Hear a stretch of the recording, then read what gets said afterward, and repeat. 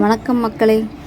மதுரையில் திருவிழா ஆரம்பிச்சிருச்சுங்க. சித்திரை திருவிழா, மீனாட்சி திருக்கல்யாணம் என்ன, அழகர் ஆற்றுல இறங்குறது என்ன. 27ஆம் தேதி அழகர் கோயிலில் வந்துட்டு கொடியேற்றம் பண்ணாங்க. 29ஆம் தேதி மீனாட்சி அம்மன் கோயிலில் கொடியேற்றம் நடந்துச்சு. அப்போ ஆரம்பிக்கிறது அழகர் திரும்ப ஊருக்கு போகிற வரைக்கும் மதுரையில் கோலாகலம், கொண்டாட்டம், குதூகலம் தான் போங்க. இப்போ வந்துட்டு நம்ம மீனாட்சி சொக்கர், பிரியா விடைத்தாய், மீனாட்சி எல்லாருமே வந்துட்டு இந்த திருவிழா முடிகிற வரைக்கும் 4 வீதியும் உலா வருவாங்க.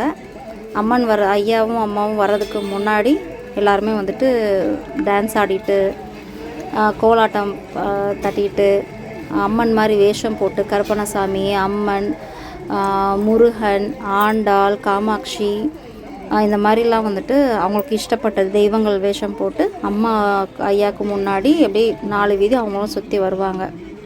பாருங்கள், எங்கள் மதுரை மக்கள் வந்துட்டு கோலாகலமாக எப்படி கொண்டாடுறாங்க, எங்கள் திருவிழாவை எப்படி கொண்டாடுறாங்கன்னு பாருங்கள். இன்றைக்கி நாள் திருவிழாங்க. காலையில் கொடியேற்றம் நடந்தது. இப்போது நைட்டு வந்துட்டு அம்மன் 4 வீதியும் சுற்றி வராங்க. இந்த இதில் ரொம்ப ரொம்ப ரொம்ப முக்கியமான விஷயம் நான் ஒன்று சொல்ல மறந்துட்டேங்க. சாமி வர்றதுக்கு முன்னாடி வந்துட்டு இந்த சங்கு ஊதிட்டு மேலும் அடிச்சுட்டு, எனக்கு அந்த வாத்தியம் பேரில் எனக்கு தெரியலங்க, பட் அதெல்லாம் வந்துட்டு அடிச்சுட்டு வரப்போ வைப்ரேஷன் வந்துட்டு வேறு மோடில் இருக்கும். நம்ம இன்னும் சிவலோகத்தில் இருக்கிற மாதிரியே இருக்கும். அது சாம்பிராணிலாம் போட்டுட்டு வரப்போ நம்ம அந்த பேக்ரவுண்ட் அந்த மியூசிக்கோட நம்ம ஐயா வந்துட்டு ஐயாவும் அம்மாவும் அப்படியே வரப்போ அந்த நம்ம அப்படியே மேலோகத்தில் சிவன் லோகத்தில் இருக்கோம். நம்ம முன்னாடி ஐயாவும் அம்மாவும் காட்சி கொடுக்குறாங்க அப்படின்ற மாதிரி அந்த ஒரு வைப்ரேஷனில் இருக்கும். அப்படியே நம்ம ஃபீல் பண்ணுவோம். அந்த உணர்வு வந்துட்டு நமக்கே வந்துடும். அந்த லெவலில் இருக்கும். நீங்கள் உங்களுக்கெலாம் சான்ஸ் கிடச்சது அப்படின்னா தயவு செஞ்சு வந்து லைஃப்பில் ஒரு தடவையாவது எங்கள் திருவிழா வந்து பாருங்கள். அப்போ தான் வந்துட்டு நான் என்ன சொல்கிறேன்றதை உங்களால் ஃபீல் பண்ண முடியும். அந்த வைப்ரேஷன் வந்துட்டு நம்ம உணர்ந்தால் தானே நம்ம இன்னும் நல்லா எல்லோரும் சொல்கிறத நம்ம கேட்போம். அது தவிர்த்து நம்ம வந்து ஃபீல் பண்ணுற ஒரு விஷயம் இருக்குது பார்த்தீங்களா.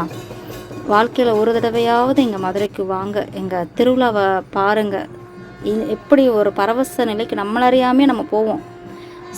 சாமியை பார்த்தோன்னே எல்லாமே மெய் மறந்து போய் நின்று அப்படியே நம்மளை உருகி நம்ம பார்ப்போம். அதெல்லாம் நம்ம அனுபவிக்கிறப்ப தாங்க நமக்கு தெரியும் அந்த ஃபீலிங் என்னென்னு. நீங்கள் வாங்க, மதுரைக்கு வந்து எங்கள் திருவிழா பாருங்கள், அனுபவிச்சு பாருங்கள். அப்போ தான் உங்களுக்கு தெரியும். வாங்க.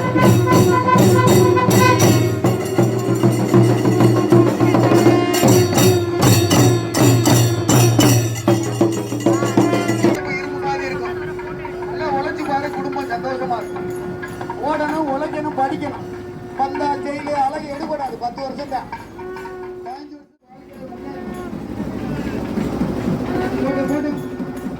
Very good.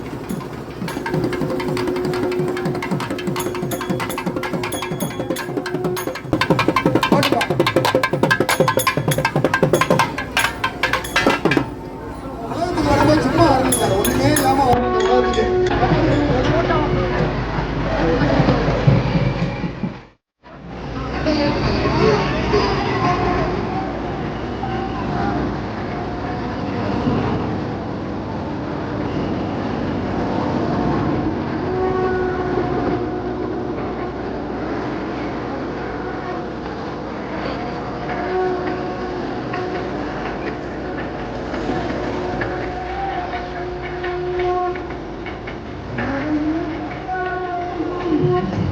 வேண்டும் என்றாரோ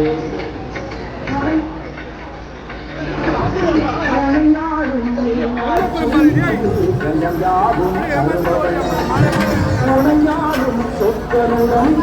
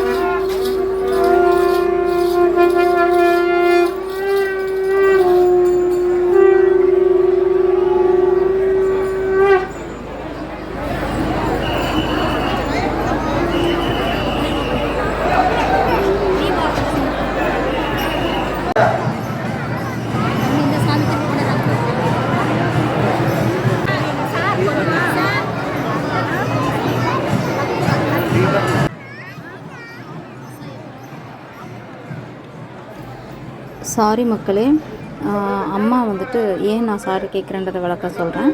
அம்மா வந்துட்டு அம்மாவும் அப்பாவும் கோயிலுக்குள்ளே போனதுக்கப்புறம் எத்தனை பேர் வந்துட்டு பார்ப்பாங்க அப்படின்றது எனக்கு தெரியல. ஏன்னா எல்லாருமே இந்த வீதி உலா பார்த்தோன்னே இப்படியே கிளம்பிடுவாங்க. சில பேர் கோயில்கிட்ட இருக்கவங்க மட்டும்தான் உள்ளே வந்து பார்ப்பாங்க. கோயிலுக்குள்ளே வந்து அம்மாவும் அப்பாவை நிப்பாட்டினோடனே தீபாராதனை காமிப்பாங்க. ஸோ எத்தனை பேர் பார்த்துருப்பாங்கன்னு எனக்கு தெரியல. கட்டாயம் உங்களுக்கு காமிக்கணுன்றதுக்காக நான் எடுத்தேன். என்னென்னா அது ரொம்ப லாங் டிஸ்டன்ஸ், ரொம்ப டிஸ்டன்ஸ் ஜாஸ்தி. அதனால் நான் ரொம்ப ஜூம் பண்ணி எடுத்தனால ரொம்ப கிளாரிட்டி இல்லாமல் கொஞ்சம் பிளர்ராக தெரிஞ்சிருக்கும். அதனால தான் நான் சாரி கேட்குறேன், மன்னிச்சிடுங்க.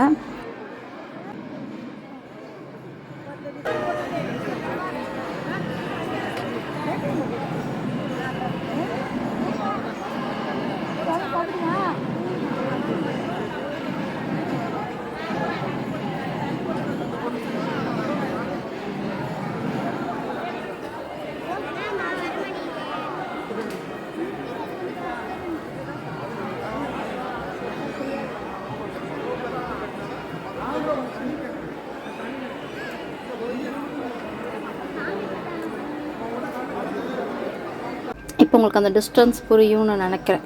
ஸோ இவ்வளோ டிஸ்டன்ஸில் எடுத்தனால தான் வந்துட்டு அந்த லாஸ்ட்டாக பார்த்த 2-3 கிளிப்ஸ் மட்டும் கொஞ்சம் உங்களுக்கு பிளராக தெரிஞ்சிருக்கும். அப்புறம் இந்த தாத்தாவை நீங்கள் பார்த்துருக்கீங்களா? எல்லா கோயில் திருவிழாலையும் அந்த தாத்தா வந்துட்டு விசிறுவார். அந்த தாத்தாவையும் பார்த்து அவர்கிட்ட ஆசீர்வாதம் வாங்கிட்டு நாங்கள் திருப்தியாக வீடு வந்து சேர்ந்தோம். தேங்க்ஸ் ஃபார் வாட்சிங் மக்களே. டாட்டா, பாய்.